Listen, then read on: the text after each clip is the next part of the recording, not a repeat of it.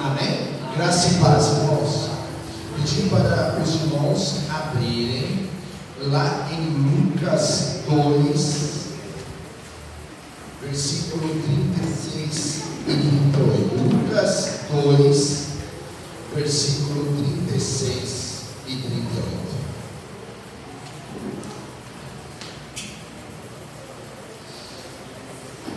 Glória a Deus.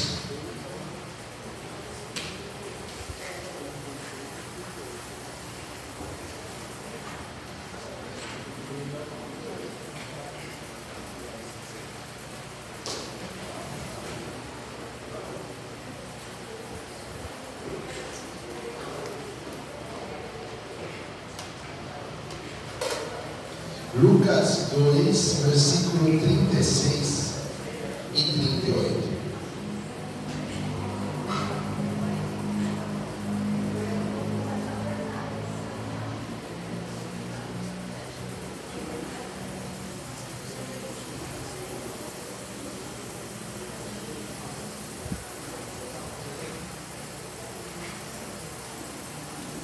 Lucas 2, 36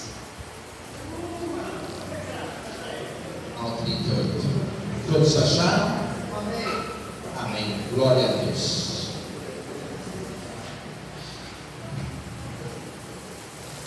E diz assim, então, irmãos: estava lá ali a profetisa Ana, filha de Fanuel, da tribo de Áser. Era muito idosa, tinha vivido com seu marido 70 anos depois de se casar. E então permanecera viúva até a idade de 84 anos. Vou repetir. Ali estava a profetisa Ana, filha de Fanuel, da tribo de Áser. Era muito idosa, tinha vivido com seu marido 7 anos depois de se casar. E então permanecera viúva até a idade de 84 anos. Nunca deixava o templo, adorava a Deus, jejuando e orando dia e noite. Tendo chegado ali, naquele exato momento, deu graças a Deus e falava a respeito do menino a todos os que esperavam a redenção de Jerusalém. Depois de terem feito tudo o que era exigido pela lei do Senhor, voltaram para a sua própria cidade, Nazaré, na Galileia. Até aí, meus irmãos. Jesus, obrigado pela tua palavra. Pai amado, te pedimos, Senhor, ó Pai, venha falar com a gente, abra nossas mentes, nossos corações, sejamos fortalecidos, ó Pai, pelo teu Espírito. Pai amado, sejamos edificados na tua palavra. Papai, que esta palavra venha trazer vida nos nossos corações, venha trazer força, seja um alimento saudável, ó Pai, nos nossos corpos. E te pedimos, ó Pai, que assim ocorra, em nome de Jesus. Amém. Irmãos, quais são os planos e propósitos de Deus para as nossas vidas? Já parou para pensar? Quais são os planos e propósitos de Deus para a sua vida? Você e eu não somos fruto do acaso. Olha que bênção. Não somos fruto do acaso. Não somos fruto de um erro. Não somos chamados para viver no fracasso. Como discípulos de Jesus, somos chamados a gerar novos discípulos no poder do Espírito Santo, como está escrito lá em Atos 8. E existem textos bíblicos que, apesar de serem poucos versículos, como é o caso desse, são ricos em lições para as nossas vidas. É o caso dessa história da profetisa Ana, uma profetisa do Senhor que nesse momento do texto está com a idade de 84 anos, o que não era muito comum na época, e continuava a cumprir os propósitos de Deus para a vida dela. Ela continuava, mesmo na idade avançada, ela continuava a cumprir os propósitos de Deus. Ontem, irmãos, nós comemoramos aqui no Brasil o Dia das Mulheres. Parabéns a cada menina aqui presente. E devido a essa questão da data, Dia das Mulheres, está chegando aí o chá de mulheres no próximo sábado. Gostaria de hoje nós estudarmos um texto dessa personagem, uma mulher cheia do poder de Deus. E nesse texto nós vamos aprender com a profetisa Ana importantes lições espirituais para que o Senhor cumpra tudo aquilo que tem o propósito de Deus dele nas nossas vidas. Então, irmãos, a primeira lição que esse texto nos traz: ande e seja a diferença na vida dos outros. Sabia que você é chamado para andar com pessoas que fazem a diferença e também para ser a diferença na vida dos outros? Olha o que vai dizer em Filipenses 3:17. Irmãos, sigam unidos o meu exemplo e observem os que vivem de acordo com o padrão que apresentamos a vocês. Olha que o apóstolo Paulo está dizendo aqui em Filipenses: sigam unidos o meu exemplo e observem outros que também têm andado no Evangelho. O apóstolo Paulo, irmão, nos exorta e incentiva a seguir unidos o exemplo dele e também observarmos os que andam de acordo com a palavra de Deus. E mediante isso, então, gostaria de te perguntar: irmãos, você é uma esponja molhada ou você é uma esponja seca? Sabe que muitas vezes, irmãos, você já colocou uma esponja no sol e deixou lá? Ela vai estorricando, não vai?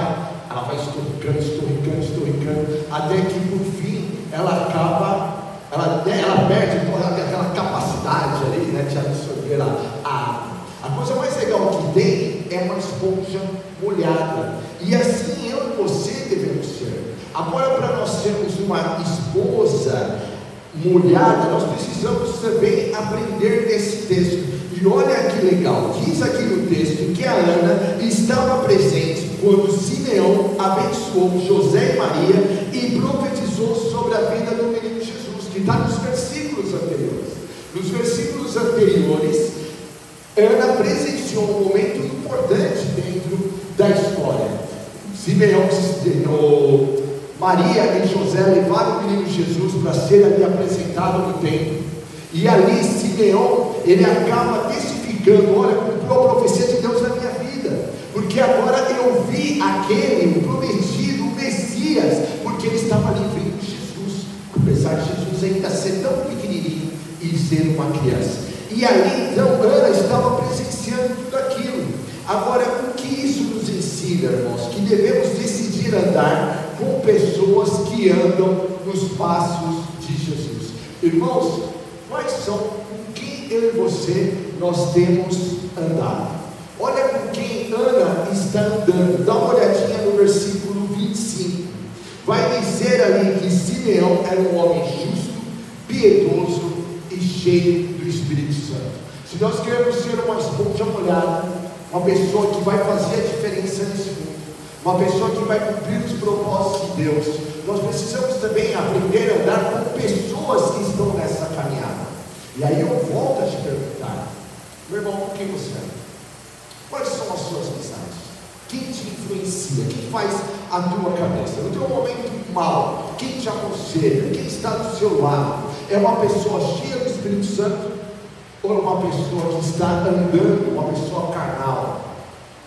Ou de repente é uma pessoa, uma pessoa da rede social, que de repente nem é crente e está fazendo a sua cabeça? Quem está te influenciando? Quais são as suas amizades? Eu sei que muitos aqui vão dizer: mas pastor, nós não devemos andar com as pessoas do mundo para levar elas a Cristo. Sim, meu irmão. A pergunta é: você está fazendo diferença na vida dessas amizades? Ou elas estão te contaminando? Ou elas estão te afastando de Deus? Percebe a diferença? Uma questão, irmão, nós estamos andando com as pessoas do mundo, e eu ali cheio do Espírito Santo, eu estou contagiando essa pessoa com a presença de Deus. Outra questão, eu estou andando com essas pessoas, e essas pessoas estão me afastando de Deus. As suas amizades te aproximam de Deus, ou as suas amizades te afastam de Deus? Aquilo que você consome durante a semana, eu e você, quer seja na TV, quer seja na rede social, quer seja no trabalho, quer seja na faculdade, onde quer que seja, te afasta de Deus ou te aproxima de Deus? Aqui mostra, irmãos, que Ana, essa mulher cheia do Espírito Santo, ela anda também, irmãos, com amizade, ela tem um contato ali com Simeão, que também era um homem cheio do Espírito Santo. Qual é a tua referência? Para quem você tem olhado? Quem é o teu molde? Qual é a pessoa que te inspira e você fala, olha, esse cara, olha essa mulher, essa pessoa cheia do Espírito Santo, quero ser igual a ela. Muitos anos atrás, eu era adolescente, eu tinha pessoas ali, quer seja no rádio, quer seja na TV, que eu olhava, pregadores, eu pensava, olha que bacana, olha que homem de Deus, olha como prega a palavra, olha as ações, os evangelismos que realiza. Pessoas cheias do Espírito Santo, eu olhava e pensava, olha, quero ser igual. Via o pastor Edson Queiroz, saudoso, pregar e pensava, olha que legal, olha que homem de Deus. E eu fico te perguntando novamente, irmãos, quais são as suas referências? Quem você tem olhado? São pessoas justas, piedosas, cheias do Espírito Santo? São esses que você tem te influenciado? São pessoas que recebem revelação do Espírito. Olha no 2,26, vai dizer que ela andava com Simeão. Simeão é um homem que recebia uma palavra vinda do céu. São essas pessoas que fazem parte da sua caminhada, e quando você está em dificuldade, são essas pessoas que você procura para se aconselhar, ou você se aconselha com amigos mundanos? Rompeu o relacionamento, vou procurar aquela amiga não crente. O que você acha que vai sair disso? Você acha que ela vai te dar conselhos espirituais, ou ela vai te dar conselhos mundanos que vai te afastar de Deus?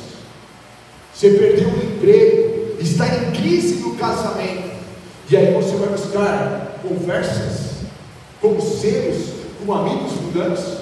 Essa pessoa vai te aconselhar a permanecer no casamento, ou ela vai falar, cara, abandona? Quais são os conselhos? Quais são as pessoas? São pessoas que louvam a Deus e é movido pelo Espírito Santo, como era o caso de Simeão, e a gente vê no versículo 27. Pessoas que vão te aproximar, que vão louvar a Deus ao seu lado, pessoas que vão te chamar para estar aqui na casa de Deus, pessoas que vão falar, não vou abandonar isso, vamos servir ao Senhor, olha, persevere. Pessoas que vão dizer para você no teu momento de dor, vamos caminhar mais uma milha, mais um passo, permaneça firme em Cristo. Essas são as pessoas que fazem parte, são pessoas que abençoam a vida de outros, como está aí no versículo 34. Quais são as pessoas? Quais são os seus amigos? Quais são as pessoas que têm feito diferença na sua vida? Como esponja, então, essa esponja molhada, eu preciso andar com essas pessoas, porque eu preciso estar aberto para receber e também ministrar. Isto é, irmãos, ora, dando para essas pessoas, ora eu aprendo, e ora na vida, ora eu aprendo na vida, e ora eu também, eu vou compartilhar aquilo que Deus tem ensinado. Por isso eu preciso ser essa esponja molhada. Como ser? Tem que andar com pessoas cheias do Espírito Santo, porque ali você vai sendo ministrado, ali você vai sendo fortalecido. É fácil? Não, irmãos, não é fácil. Digo para vocês, irmãos, que nessa caminhada, uma das caminhadas mais solitárias é a caminhada do pastor, porque muitas vezes é difícil ter amizades, inclusive dentro das próprias reuniões de pastores. A coisa mais comum dentro de pastores é se isolar, ou se ouvir pastores dizendo, olha, é difícil, olha, eu estou aqui sozinho. É como se houvesse um muro entre o pastor e a igreja, e entre o pastor e os demais pastores. E enquanto pastor, eu me empenho bastante para não me isolar, porque, irmãos, quando nós nos isolamos, nós paramos de aprender. Você já parou para perceber na vida que muitas pessoas, e talvez isso tenha acontecido com você, ou você já tenha visto isso acontecer na vida de outros, de repente a pessoa vai crescendo, e a pessoa vai caminhando na fé, ela vai tendo proceder com Deus, e ela vai crescendo espiritualmente, mas às vezes chega um momento que ela para de crescer, que ela olha e fala, não, eu já sei muito, e para de crescer. crescer. E é uma questão bem interessante, então, irmãos, é que eu e você, olha como Deus trabalha. Nesses momentos, o Senhor sempre vai te desafiar em novos desafios. Isso é, no momento que você começar a achar que você sabe muito, o Senhor vai te colocar em posições que vai desafiar a sua fé. Você já foi desafiado na sua fé? Olha, eu sei muito. Isso aqui eu já domino. Aí de repente o Senhor muda os planos. Irmãos, como isso aconteceu já na minha vida. Eu era líder de pequeno grupo. E de repente veio um novo, eu estava legal, eu a Evelyn, olha, novinhos, olha que bênção. Veio um novo desafio, ser líder de adolescentes. E ali a gente já também estávamos muito bom naquilo. Veio um novo desafio, ser pastor de uma igreja. Ali eu também já estava me sentindo muito confortável. Veio um novo desafio, plantar uma igreja. E eu fico a imaginar como vai ser o próximo. Mas o fato é que o Senhor faz essas coisas, irmãos, para nos esticar, para nos forçar, para que nós continuemos sendo esponjas molhadas, porque aí vamos ser obrigados nesses momentos a estar buscando mais da presença de Deus. Em cada um desses desafios que eu fui vendo na minha vida, o que me ensinou que eu preciso buscar mais da presença. Nos teus desafios agora, que você está passando, o que você precisa aprender e entender? Deus está permitindo para te esticar, para que você venha buscar mais da presença de Deus, para que essa esponja que é você continue sendo molhada na presença de Deus. Deus não está te castigando, Deus está literalmente fazendo crescer, e crescer dói. Mas é isso também que Deus foi fazendo no decorrer na vida da Ana. Quando ela se aproxima ali de Simeão, quando eles caminham juntos, é um ministrando na vida do outro, é um ali aprendendo com o outro, para que nenhum dos dois se estagnasse, para que nenhum dos dois parasse. E a ideia de você estar aqui é você crescer, é você ser desafiados, é você crescer, quer ser desafiados para trazer uma palavra de quarto, de domingo, ser desafiado a participar do louvor, ser desafiado a ser líder de algum ministério, ser desafiado. E da mesma forma Deus vai te desafiando no seu particular, para que você venha crescer na presença dEle. E eu preciso estar aberto então, preciso estar aberto para nesse processo ser amado, ser corrigido. Eu preciso estar aberto para ser inspirado. Você está aberto para esse momento que você está vivendo agora na tua vida, o que o Senhor está te ministrando, a palavra de Deus está entrando, está fazendo, está frutificando na sua vida, nesse momento que você está vivendo, o que Deus tem te falado, o que Deus tem te ensinado, como Deus tem te amado, e quais são as pessoas que Deus colocou ao seu redor para te ajudar nisso. A coisa mais fácil, irmãos, é se isolar. Não caia no isolamento. Volto a dizer, eu me forço para não cair nisso, porque eu sei que isso é laço. E eu sei, irmãos, que ninguém, e eu sozinho não vou fazer nada. Agora, se eu caminhar com vocês, se eu caminhar com os pastores, se eu continuar aprendendo da palavra, se eu continuar crescendo em cursos, ou que seja, eu vou continuar sendo ali uma esponja molhada na presença de Deus. Você está disposto a isso? Está disposto a crescer, o seu coração estar aberto para crescer com outras pessoas? Está aberto para crescer com as pessoas que fazem parte dessa igreja, ou na igreja que tu faz parte, com as pessoas que fazem parte da tua vida? Você está aberto para isso? Uma outra pergunta então: quais são as pessoas que o Senhor colocou em nossas vidas para nos inspirar? Quais são as pessoas? Sabia que com esta prova, com a situação que você está vivendo, você sabia que Deus também colocou pessoas para te inspirar, para caminhar junto com você? Você não precisa caminhar sozinho. Ana não estava caminhando sozinha, Simeão não estava caminhando sozinho. Quem caminha com você nesta prova? Qual é a pessoa que ora por você e com você? Quais são as pessoas que você tem te inspirado a crescer? E essas pessoas têm que ser pessoas justas, piedosas e cheias do Espírito Santo. Você tem identificado essas pessoas na sua vida? E não somente, irmãos, eu ando com pessoas assim, cheias do Espírito, mas também, para eu continuar sendo essa esponja molhada, eu preciso fazer a diferença na vida de outras pessoas. Em Filipenses 2,15 vai dizer que eu tenho que andar nesse mundo como estrelas no universo, em uma geração depravada e corrompida, e é isso que nós temos vivido nos nossos dias, fazer a diferença. Aonde você está fazendo a diferença, meu irmão? Está fazendo a diferença lá no seu trabalho, está fazendo a diferença aqui dentro, está fazendo a diferença dentro da sua família, no relacionamento com filhos, no relacionamento com o cônjuge, aonde você está fazendo a diferença. Então ande com pessoas que estão vivendo o Evangelho, mas também seja essa pessoa. Eu sei que é um momento da vida, irmãos, muito especial, quando nós estamos começando, da qual a gente fala assim, ore por mim. Eu fazia muito isso, cresci na igreja, e aquela questão, né? Via que a pessoa tinha um dom, e eu tinha muita facilidade de pedir oração, só era por mim, e a pessoa orava, tal. Até que chegou um momento que eu entendi também, que não era somente o tempo de eu pedir oração, mas era o momento também de orar pelo outro. Quais são as pessoas que você tem orado? De repente na sua vida, irmão, você já tem 5, 10 anos, 20 anos de cristão, aonde você não tem feito diferença, onde você tem pregado o Evangelho, para quem você tem ministrado.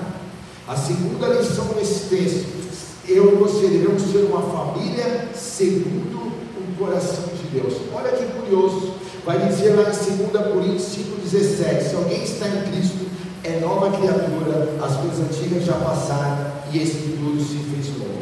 E eu sei que nós conhecemos esse texto. Vamos vivermos, vamos ser essa nova criação em nome de Jesus. O texto bíblico nos revela, irmãos, que algumas coisas do passado da profetizar. Não temos muitos versículos, mas um pouquinho que tem vai trazer um pouco da história, um pouco da família dela. E vai dizer então que o pai dela se chamava Fanuel, que significa face de Deus. Olha que nome bacana, Fanuel, face de Deus. Vai dizer também que ela é da tribo de Aser, que significa abençoado, feliz. Então ela tinha um pai cujo nome era face de Deus e fazia parte de uma tribo que era a tribo dos abençoados, dos felizes. O nome dela significa graciosa. Olha que nome bonito, Ana. Graciosa, cheia de graça. A lição prática é que ela fazia parte, então, irmãos, de uma tribo, de uma família, que levava o nome de felizes, abençoados, e o pai dela era chamado de face de Deus, e ela era chamada de cheio de graça. Olha que combinação fantástica. Agora, uma pergunta para nós: qual o nome da nossa família? Não estou falando do teu sobrenome, mas como a sua família é conhecida? Lá onde você mora, como a sua família é conhecida? Perante a parentela, como a sua família é conhecida? É conhecida dessa mesma forma? Ela já tem os abençoados, também os felizes. Lá, o pai dela é uma pessoa, olha, que vê a face de Deus. É assim, irmãos, que a nossa família tem sido conhecida. E você, como você é chamado? E como você é conhecido? Como uma pessoa graciosa, uma pessoa cheia de vida. Como as nossas famílias são chamadas? O texto que nós lemos vai dizer que se alguém está em Cristo é uma nova criatura. Isso significa, irmãos, que as nossas famílias em Cristo, elas podem e devem ter um nome transformado. Talvez antigamente, antes de você conhecer a Cristo, talvez a sua família era conhecida como atribulados. Lá vem os atribulados, lá vem os viciados, lá vem os perdidos, lá vem o filho daquele homem que vive no bar. Olha, lá vem o filho dos viciados, lá vem os rejeitados, lá vem os não amados. Já está chegando ele. Mas o gostoso em Cristo, que seja o nosso passado, ele pode ser transformado. A sua família não precisa continuar sendo conhecida na vizinhança como uma família da gritaria, onde os vizinhos até diminuem o canal que está assistindo para ouvir os berros. Não precisa mais ser conhecido com brigas que é feita na madrugada. Não precisa mais ser conhecida pela dor, pelas nossas falhas. Pode ser transformados. A nossa família, irmãos, não precisa mais ser conhecida como era antigamente. Eu não sei qual a história da sua família. Dentro da história da minha família tem uma geração de pessoas que também, muitos se entregavam ao alcoolismo. Até que chegou aqui. E a minha oração em Deus é: Senhor, isso acabou. Isso não vai ocorrer na vida dos meus filhos, não vai ocorrer na vida dos meus netos, que ainda não foram gerados, e nem dos meus bisnetos, porque eu nem sei se eu vou crescer. Porque acabou. A palavra de Deus diz que o Senhor abençoa por 1000 gerações. E na tua família, irmãos, tem que ser da mesma forma. Acabou esse espírito maligno que tem atuado por gerações, que tem destruído a tua casa, tem destruído a tua família, que atuou na vida do avô, na vida do bisavô, que atuou na vida do pai, e agora está querendo atuar na vida do filho. E aí eu e você, nós temos que nos levantar e falar: Senhor, da mesma forma que eu vejo nesse texto a família de Ana abençoada, a minha família assim será também, em nome de Jesus. Da mesma forma que a gente vê Ana com esse nome tão bonito, eu vou ser conhecido assim também. Antigamente eu podia ser conhecido lá como o cara do bar, o cara atribulado, o briguento, a pessoa que não levava desaforo para casa, a pessoa que, enfim, causava. Não, agora não, eu tive um encontro com Jesus. O nosso desafio então, irmãos, é eu e você entendermos que não existe, irmãos, família perfeita. Isso aqui, vocês conhecem a minha família? Está aqui a minha mãe, está aqui a minha sogra, está aqui os meus filhos, está a minha esposa, tudo aqui fazendo parte. Não existe família perfeita. Mas, irmãos, um erro, sabe aquele erro? Aconteceu, poxa, acordei aquele dia, tive atitudes infelizes. Não pode ser a norma. Eu e você, nós podemos ter dias infelizes, dia que de repente, poxa, falei ali na forma de falar, não agi legal nisso, não agi legal naquilo outro, mas isso não pode ser uma norma. Isso não podemos justificar. A situação tem que ser transformada. Dentro do teu casamento, do teu relacionamento, está na hora de você falar: Senhor, eu quero viver aqui, a palavra de Deus fala de bênção, e eu não quero viver pela metade, eu quero viver plenamente em nome de Jesus. Lá na minha família, eu não quero somente que meus filhos venham à igreja, eu quero que eles tenham um encontro com Deus. Uma questão é vir, outra questão é você ter um encontro com Deus. Porque a minha oração agora eu estou bem nessa. Porque agora eu estou nessa de mais alguns anos, somente a Gabizinha que está mais perto disso. Por certo, mais alguns anos, Gabi conhece alguém, Gabi casa com alguém e Gabi gera netos. Vai sair de casa, vai construir a própria história, e ela tem que estar muito bem alicerçada aqui na palavra. Eu não vou estar lá, Everton vai estar lá para falar: ei filha, já leu, já orou? Não. Ela vai precisar ter, ela vai já precisar demonstrar que teve esse encontro com Deus, e assim é cada família aqui. E eu e você precisamos, em nome de Jesus, ter essa família então abençoada. A nossa família tem que ter então uma nova história, literalmente.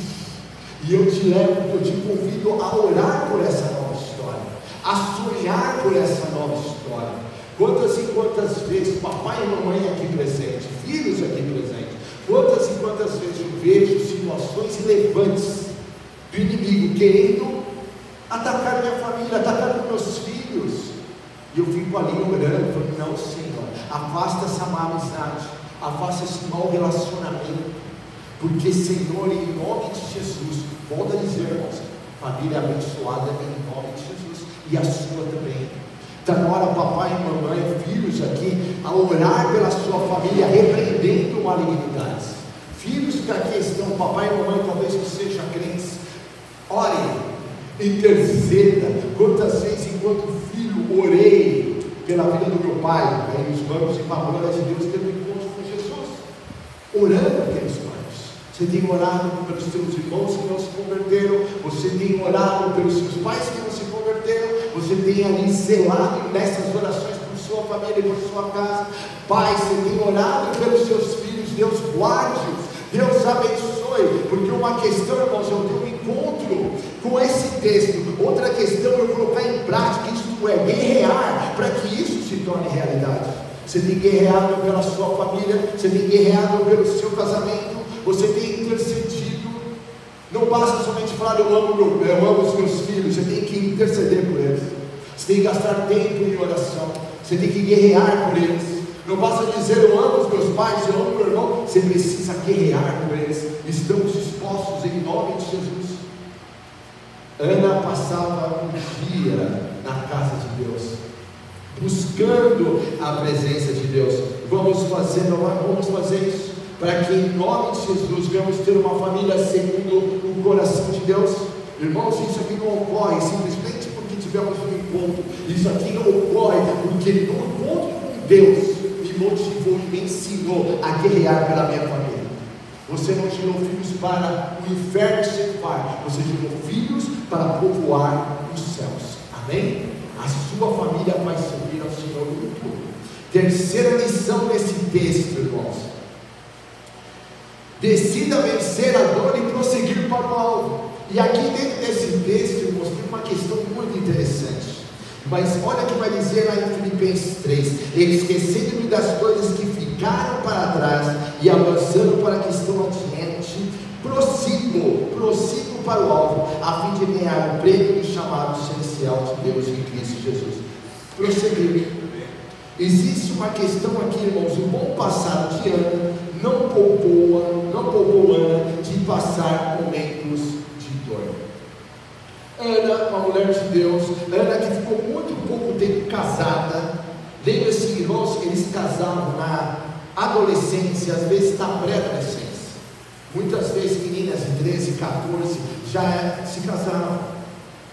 E se for supondo que Ana casou por volta disso, Ana por volta dos 21, 22 anos de idade, no auge da vida, ela se tornou viúva.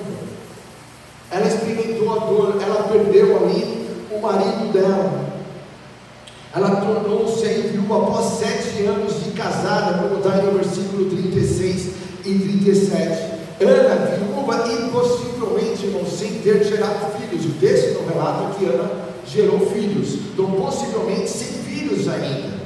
Agora, irmãos, são nesses momentos de dor que nós mostramos quem nós somos. É nesse momento de dor que você está enfrentando na sua casa, você está enfrentando na tua família, que você mostra quem você é, quem nós somos no nosso momento de dor. Agora, qual é a lição aqui? Ana, ao invés de ficar paralisada em decorrência da dor, ela decide prosseguir para o alvo. Ela poderia, irmãos, ficar paralisada, ela poderia se revoltar com Deus. Deus, o Senhor permitiu eu casar, e agora, tão nova, eu me torno viúva. Ela poderia falar: Deus, eu não tive nem filhos ainda. Deus, por que o Senhor levou embora meu marido tão cedo? Ela podia ter caído numa revolta. Você agora, no teu momento de dor, como você tem se comportado? Você tem se revoltado? Tem caído nas garras da incredulidade? Tem ficado paralisado ali diante da dificuldade? Ou você tem prosseguido para o alvo? Ela passa, irmãos, a buscar a face de Deus. O texto vai dizer que ela passa a buscar a face de Deus, a buscar a felicidade e a bênção do Senhor. Ela passa a buscar a presença de Deus para ser cheia do Espírito Santo. Vai dizer no versículo 37 que ela passava dia e noite no templo. Ela poderia, irmãos, ter feito da vida dela muitas coisas. Ela poderia até mesmo, talvez, ter voltado a casar. Mas essa mulher, essa jovem ali até então, imagina a Ana ainda ali muito novinha, já viúva. Ana, ela tomou uma decisão: já que o Senhor levou meu marido, agora eu vou me dedicar plenamente a Deus. No momento de dor, essa moça, ela se aproxima de Deus. No momento de dor, essa menina, ela começa a buscar a Deus, e ela começa a escrever um relacionamento com Deus. E é interessante que essa moça, ela não sabe ainda, mas nesse ato dela de buscar o Senhor, a levaria também a ver Jesus, criança, mas já ia ver o Salvador. Essa menina, ela começa a buscar, ela começa a se fortalecer, ela começa a jejuar dia e noite, a ficar na casa de Deus, ela começa a cumprir o propósito de Deus na vida dela, se tornando profetisa. Dá uma olhadinha no verso 36. Eu sei, irmãos, que muitas vezes eu e você, nós queremos ser muito usados por Deus, mas eis aqui o segredo: quer ser usado por Deus? Gaste tempo na presença de Deus, invista tempo na presença de Deus. Quer ver sua vida crescer e melhorar? Invista tempo na presença de Deus. Quer ver as situações andarem, os céus abrirem? Invista tempo na presença de Deus. Essa moça, ao buscar a Senhora, ela se torna uma profetisa, uma mulher que trazia a palavra de Deus para outras pessoas. Deus tem um propósito de Deus para a sua vida, e eu sei que você já ouviu isso. A questão, irmãos, você tem se preparado para esse propósito? Sabe o que é interessante na vida, irmãos? Eu e você temos que nos preparar antes. Quando era adolescente e eu comecei a estudar a palavra de Deus sozinho, eu não sabia ainda onde o Senhor ia me usar, mas eu queria conhecer a Deus. Eu não sabia que eu ia me tornar um pastor, mas eu sabia, eu tenho que conhecer a Deus. E aí depois, lá na frente, muitas questões que eu estudei, no passado, olha como foram úteis no decorrer da vida, dentro do ministério que o Senhor me deu. Mas eu comecei antes, muitos anos, décadas antes de me tornar pastor, eu já estava ali estudando, eu estava buscando a Deus. Irmãos, e eu e você? Está buscando o Senhor? Olha, Deus, eu quero ser usado no Senhor, nisso ou naquilo outro. Nós cantamos muitas vezes músicas que dizem sobre avivamento. Irmãos, avivamento é fruto de pessoas que buscam a Deus juntos, buscando mais da presença de Deus e se arrependendo de pecados. A questão que eu quero dizer, irmãos, não tem como nós termos resultados maravilhosos se eu e você não gastamos tempo na presença de Deus. E nisso, irmãos, não é somente a igreja, também os pastores. Precisamos, irmãos, gastar mais tempo, precisamos orar mais, precisamos nos aplicar mais a conhecer a palavra. Vou te fazer uma pergunta: quanto tempo você investe buscando a Deus no seu dia? 10 minutos? 5 minutos? 1 minuto? Uma grande parte, irmãos, de pessoas que sentam nos bancos, em média, não chega a 1 minuto. E nós queremos depois grandes avivamentos. Em média, pastores oram 7 minutos por dia. Como teremos avivamento assim? Como teremos famílias abençoadas? E como faremos a diferença na vida do outro se nós não caminhamos com Deus? Para nós caminharmos com Deus, irmãos, nós precisamos tomar uma decisão de falar: Deus, eu quero te conhecer. Deus, eu quero ser como Ana. Deus, no momento da minha dor, que isso me aproxime de Ti. No momento da minha dor, nos começos lá das minhas dores, foi um momento de muita revolta, mas ao mesmo tempo, irmãos, foi um momento também de muito apego em Deus. Eu não sabia ainda muito bem lidar com os meus sentimentos, por isso da revolta, mas também foi um momento de muita busca a Deus, porque eu sabia que a resposta vinha dele. Que nesse momento que você está sofrendo, que isso te aproxime de Deus, que isso te leva a você a ficar mais na presença dele, e que você não faça parte de uma estatística triste, de orar e de ter momentos com Deus abaixo de 1 minuto. mas que você venha orar muito mais do que muitos pastores que oram só 7 minutos. Que você faça isso por ti, porque quando você está fazendo isso, você não está fazendo isso com o pastor, você está fazendo isso por você. Que você faça isso pelos seus filhos,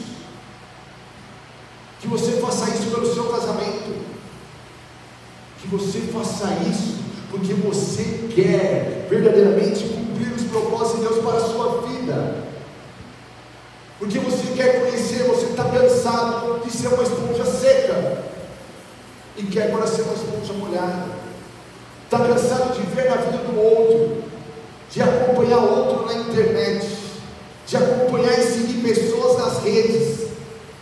Agora eu te convido, passa você a viver, passa você a conhecer, passe a você a ler a Bíblia, passe a você a orar, passe a você a se expor e cumprir o propósito de Deus na sua vida.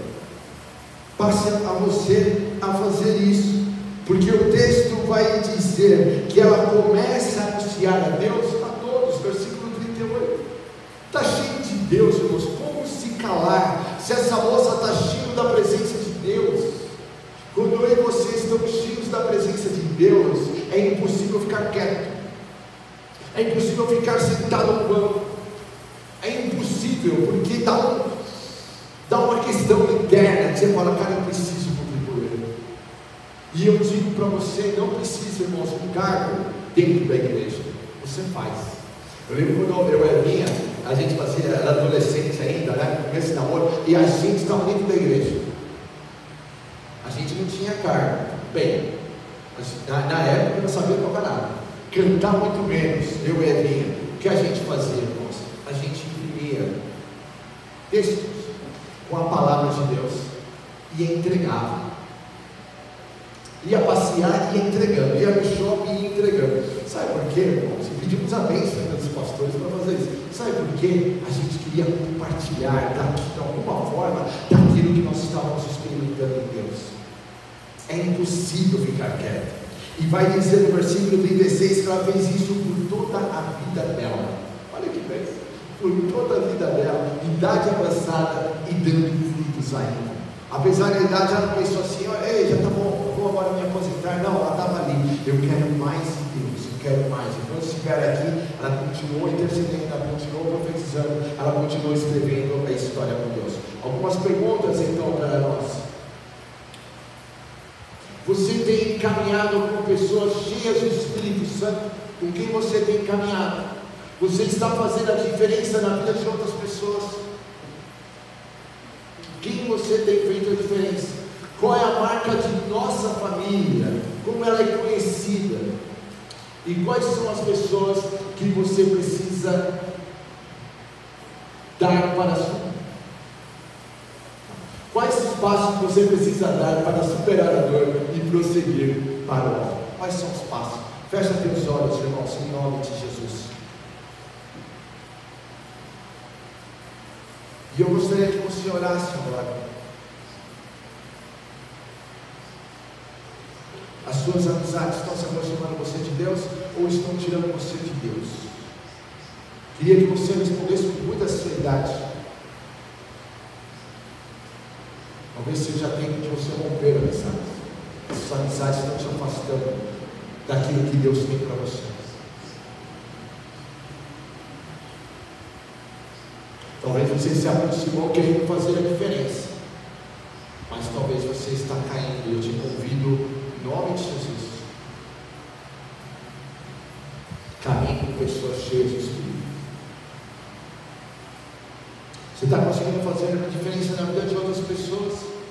Se não, irmão, está na hora de você orar sobre isso. Você é chamado para fazer a diferença na vida de outras pessoas.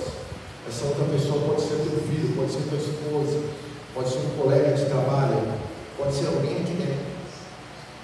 Como a sua família é conhecida, e aqui eu te desafio, vai na hora de escrever a história da sua família, vai na hora de a sua família ser conhecida como uma família abençoada, uma família cheia do Espírito. E isso passa pelas suas ações, passa pela tua oração. E a dor te paralisou? Aprendemos que a dor não paralisou ela. A dor te paralisou. Você precisa prosseguir para o alto. Eu sei que doeu, eu sei que dói. Eu sei que nós passamos por muitos momentos de dor na vida, e alguns são mais dolorosos do que outros, mas está na hora agora de prosseguir.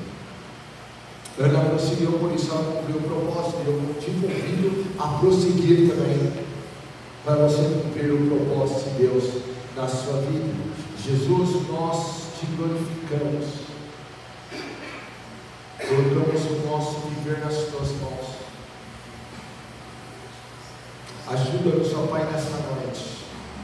Queremos, ó Pai, ser cheios da tua presença.